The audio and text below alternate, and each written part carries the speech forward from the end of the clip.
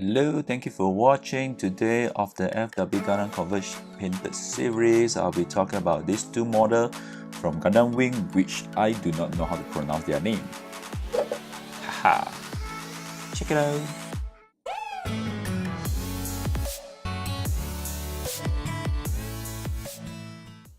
Alright, welcome back once again. Kid here, you're watching Juzakidt Workshop. This channel will be me talking about anything and everything surrounding Gundam Converge. Let's get into this two figure. Before I get into it, let's start. Let me show you the two boxes. At the side, yes, this is the 186 for the if you know how to pronounce, let me know. Vayeate, and the other 187 is a Mercurius, I think so.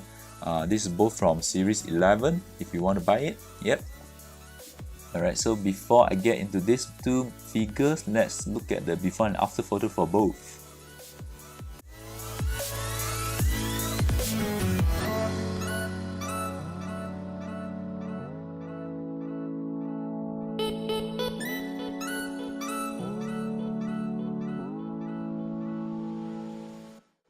Alright, if you look at the pictures, really there is really tons of difference, right? These two models, I really go very heavy on the weathering effect. I was actually really excited into doing these two figures because they are one of the two figures from the Gundam Wing series that I really love.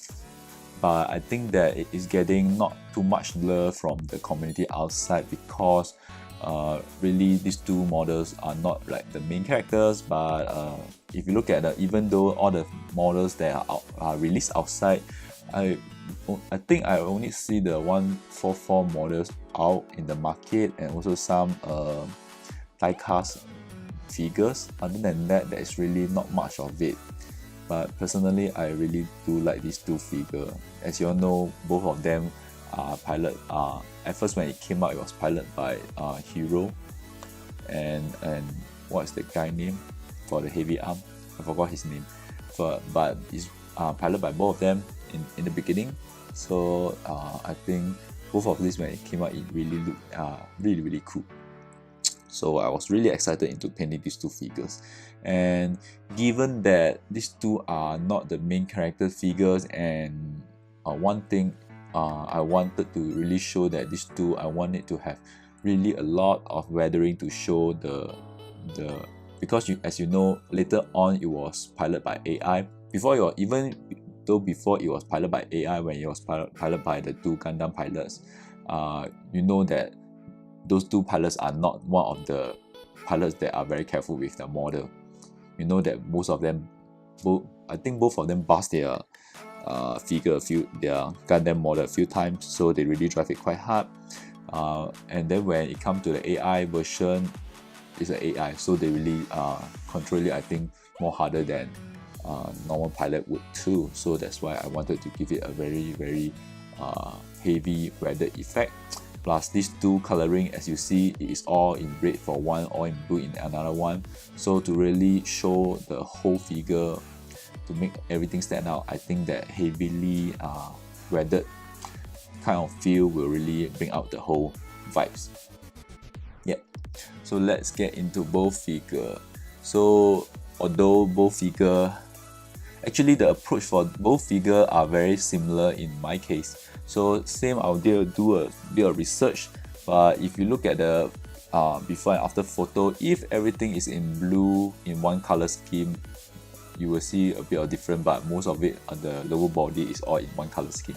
Like I said before, if it's in one color scheme, most probably it look a bit blend dull in my sense. And because these two color, blue and red, even though you do panel lining, it won't show that obvious because your panel lining are not bright enough, right? So in order to really show the whole thing out, so I really dig into it and see that what are the part that I wanted to paint a different type of color. So what I did was really, like you see, gray here and the leg and of the chest area, the outer area. Yeah, see the leg parts. Same as this. So So the approach for this and this is the same. So if I painted the shoulder, both will be painted in shoulders. See the leg parts. So in this sense, I wanted to not deviate from a color that is too different for it until it looked too weird.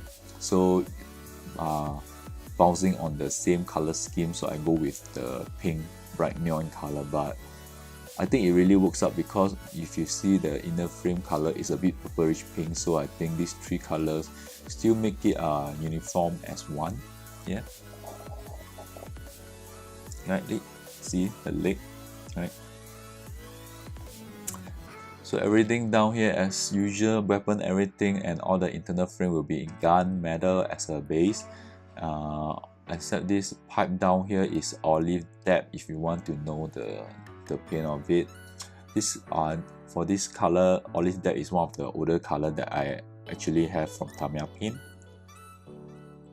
So same thing as just now, all the inner part that you see here is all in gunmetal. Then as always, the weapon itself I will split into a few colors. Usually you see this gunmetal, then the silver copper here down here, because I have this impression that, you know, when you're seeing a real rifle and stuff, usually this type of parts is in copper in color, so which is copper or bronze, which is why I color it in this color. And of course this color scheme yellow down here is also looking at the picture itself. So after everything is done, then dry brushing come into it. Dry brushing, same thing, using silver on all the gunmetal parts to really go wild with it. Yes, but I think that you will not see too much of it because that is not the main focus that I'm going for this time around. But still there are a few, if you look at all the striking over the whole model itself. So if you look at the whole model, all the edges is all dry brushing with silver plus a bit of all the pinkish that the color that I do to make it to have two layers as I explained before. So look at the below, same thing here, you'll see it down here. Yep. And obviously all this part down here, you see all the edges is all dry brush. Alright, same with this down here, edges all dry brushing but this time around really going more heavy on the dry brushing to make it even more better damage. Then this time around, from the last Torgis figure that I do on the rusting, what I wanted to do is, because of the unsatisfied that I get from the last figure, so what I did was really go crazy and dab in a lot more rusting to it, using all the streaking and brown paint and stuff to really dab into all over. If you can, I didn't take a photo of it, but if you can, let me just imagine, I really dab it all over the whole figure, great quantity. Then I start to use the thinner to really clean it down. But as you see, if you can look at the whole model, all the parts, all the inner parts that it's supposed to rust more, usually that is the main focus, right? All this part usually it will rust more, all this, and of course this behind, because all these behind areas were a lot rusty, because one of the things that I really put a lot of rust down here is because by itself the color of the gunmetal and the silver dot down here, I think that still is not looking good enough. Of course there's also all the dry brushing, still is not looking good enough, so I really go heavy on the rusting also. So yes, after all the rusting effect and all the dry brushing everything, then one top coat over it, gross top coat in this area, to really stand out all the weathering more. In this case, because a lot of dry brushing was done in all over the areas, so the top coat really, the gloss top coat really brings out all the dry brushing in all the areas around the whole figure itself. So basically, me myself, I'm really satisfied with this figure. Alright, and this is the everything about these two figures. Personally, I am really happy with the end result. on the rust and the effect I get. These two really look really better damage and really old, which is what I really plan accordingly. Let me know what do you think of these two figure. Do you think that this rust is a bit overboard, or do you think it's good, or do you think that you have any other approach? Let me know in the comment section below. Once again, if you like this content, please subscribe, like and comment. Once again, Kit here. I'll see you in the next video. Bye bye.